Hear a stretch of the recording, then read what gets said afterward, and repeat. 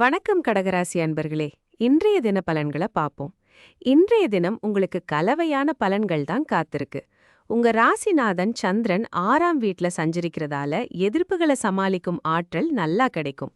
இது போட்டித் தேர்வுகள்லயோ அல்லது வழக்கு விஷயங்கள்லயோ உங்களுக்கு சாதகமா அமையும்.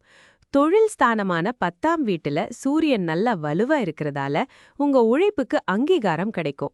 ஆனா புதன் அஸ்தங்க நிலையில இருக்கிறதால தொழில் சம்பந்தமான முடிவுகள் எடுக்கிறதுல கொஞ்சம் தடுமாற்றம் வரலாம். புது ஒப்பந்தங்கள்ல கையெழுத்து போடும்போது கவனமா இருங்க. லாபஸ்தானமான 11ஆம் வீட்ல சுக்கிரன் இருக்கிறதால எதிர்பார்த்த நிதி ஆதாயங்கள் கிடைக்கும். நண்பர்கள் உறவினர்கள் மூலமா உதவிகள் வரலாம். ஆனா குரு பகவான் விரயஸ்தானமான 12ஆம் வீட்ல இருக்கிறதால தேவையற்ற செலவுகள் அதிகரிக்க வாய்ப்புண்டு. பண விஷயங்கள்ல ரொம்பவே கவனம் தேவை. குறிப்பா இன்னைக்கு வியாழக்கிழமைங்கிறதால செலவுகளை கட்டுப்படுத்துங்க.